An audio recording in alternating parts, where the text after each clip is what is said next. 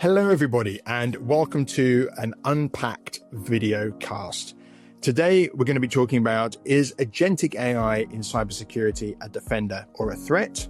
And my name is Spencer Izard and I'm a principal analyst here at PAC. When discussing this topic, we're finding, because it's still a relatively early topic and it's still new to be adapted into the cybersecurity landscape, we're still seeing this as a new frontiers type technology as we've had with previous technology cycles, but where agentic AI has the potential to transform cyber defense. As a technology, it is a significant shift from traditional rule-based cybersecurity tools. With these agents, when they're deployed and being fully autonomous, and that's the important thing to clarify today, is that we're focusing more on the conversation of fully autonomous rather than assistive type agents. So the fully autonomous ones, they are in this situation where they can perceive, reason, and act to achieve security objectives. So this gives a whole new world of benefits to organizations and the potential for that, such as rapid threat detection and autonomous response in real time, whereas currently a lot of it is sort of static engagements, obviously very much human-driven engagements. So then that's led by how much skill and how much human employees you have focused in cybersecurity defense in organizations. Agents are also persistent. They're adaptive defense that scales beyond human limitations. As we just mentioned here, they can act 24 hours a day, 7 days a week when deployed, and they have the ability to learn and refine their actions based on environmental feedback. One thing I would just like to caveat that we will talk about further in this is that nobody should consider the adoption of agents today as something that is perfect out of the box. Even when buying them from highly reputable industry best security companies or technology companies like the hyperscalers, all of these agents, as they're being developed today, are being trained and developed to a high level of quality in these organizations. But until they're adopted by an end user organization and deployed within them for specific tasks, you won't fully know how they need to be tuned, if they need to be retrained, and if models need to be adjusted. So the potential on the defensive side for agentic AI breaks down silos by coordinating defense across domains. So the domains in this context would be network, endpoint, identity, and cloud. And where a lot of security solutions at the moment focus on each of those in isolation or with some coordination, the opportunity and the potential at strategic level of agentic AI for cyber defense is the orchestration of multiple agents focusing on different elements that I've just highlighted and interacting with each other as and when they need to do defensive checking, or if an attack is being performed on them, and then communicating amongst the different agents. So a key takeaway for leaders is that adopting agentic AI honestly is now a strategic necessity, is not just a technology upgrade. And while the technology might still be nascent and relatively immature without a significant amount of use cases and frameworks and deployment models, the conversation now is to think about the potential of them and determine your organizations, or if you're a service provider, your customers' organizations' use cases and the strategy of how to adopt them now to build and prepare for as you're comfortable for adoption. From a PAC perspective, from the cybersecurity practices perspective, successful adoption requires careful planning and operational readiness, especially upgraded data pipelines and integration across applications and services. All of these things should go without saying, but even in traditional security tooling, some of these things are weak points, are issues that continue to be a challenge. And then finally, it's important, as always with any of this sort of things, to start with targeted domains and then expand through things like orchestration frameworks. To use that cliche term, to not try to boil the ocean with this type of solution and flood your organization with security agents. The most important thing is focus on either a type of security protection that is important to your organization, say risk and fraud detection side of things in banks and to support anti-money laundering and know your customer, that type of security, or particularly if you're having issues around network security on a technical side of things. Focus on a specific use case first, prove the suite out, and then grow and move from there. Now, if I move on, as with the title, everything in life all too often is a double-edged sword. In this situation, offense evolves as fast as defense does. So we're already seeing and hearing from the organizations that we speak with that the same agentic AI technologies that are currently being adopted and developed are being weaponized by attackers and will further be iterated upon and become further more sophisticated over time.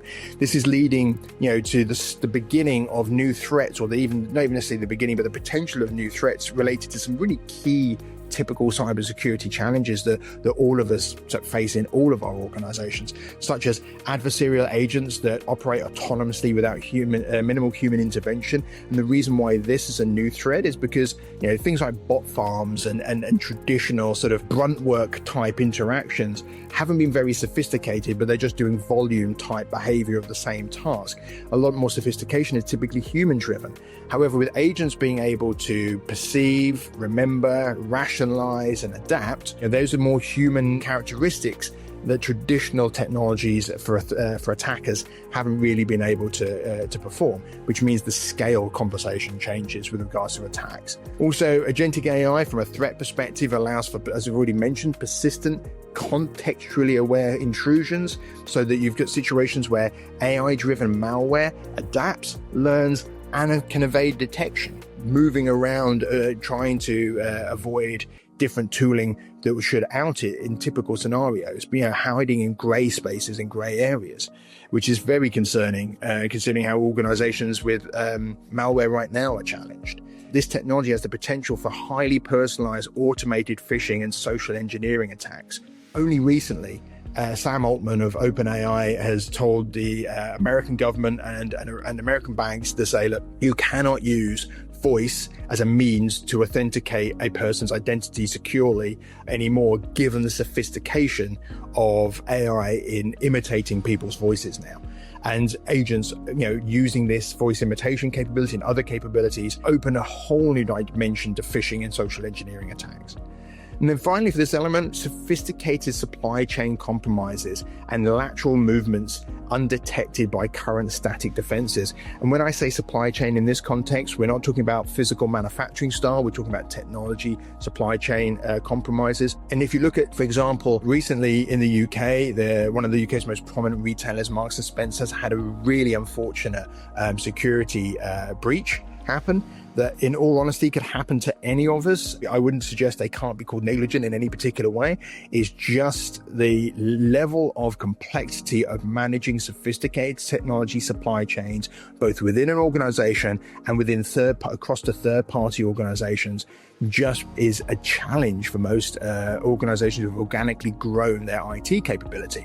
This means that agentic AI agents probing and looking for that type of weakness is frankly going to be frighteningly exposing it at greater scale going forward. This leads to attacks becoming ongoing campaigns, not single events, where agents can also cooperate and coordinate with themselves on the threat side. So this is not the defense side. So we're talking about agents doing exactly the same thing, but on the threat landscape.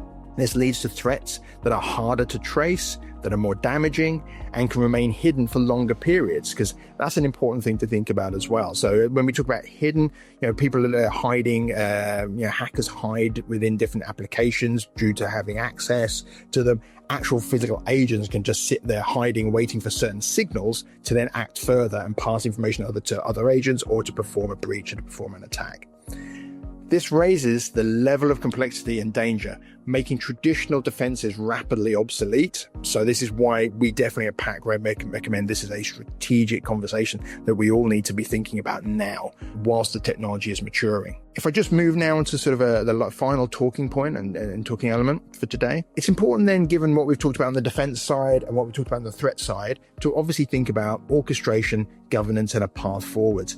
Whenever you see a new technology come on the scene, at least in my career, governance always is part of that, a massive part of that conversation. And obviously agentic AI is no different there, but there are a few lessons that PAC would suggest that organizations need to think about in this topic. To succeed, From a defense side, agentic AI must be governed, obviously, and orchestrated, with orchestration coordinating multiple agents for aligned and conflict-free action. That orchestration allows an organization to see when an agent is not performing in a way that needs to be any longer. It might need to be remodeled, retrained, or even retired and replaced with a similar agent, because sometimes that level of autonomy can allow them to make a decision and then evolve and how they operate in a way that's not needed for the organization.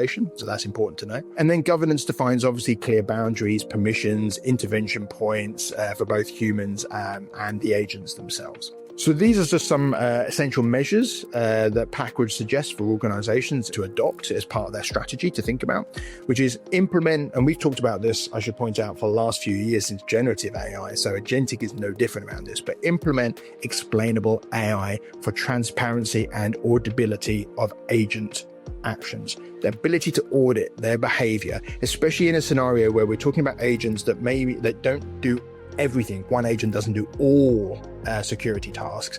It's often multiple agents who are doing separate different elements of a bigger security activity. The ability to audit them in detail is an absolutely critical thing that all organizations will obviously need. The training side of it is to train and stress test these agents continuously with evolving scenarios, and particularly around the red teaming kind of activities. And then looking at investing in continuous capability development and also augmenting the workforce as well to further enhance the efficacy of agents and evolve them over time. And lastly, for this element, strengthen scenario planning and incident response processes for non-static threats. Currently, a lot of organizations, the way they're looking at scenario planning is for static style cyber attack threats. The potential, as we've talked about, for agents to be this highly adaptive at scale type of attack vector means that you can't look at them as a static threat. So some scenarios are just not fit for purpose anymore. So the real benefit is not just efficiency, but risk reduction for organizations.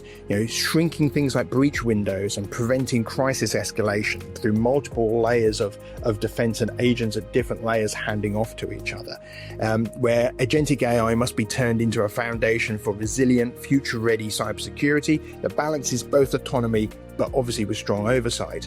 And finally, we believe very strongly at PAC that organizations must act now, and that agentic AI is both the next evolution and also equally a systemic risk if left unmanaged.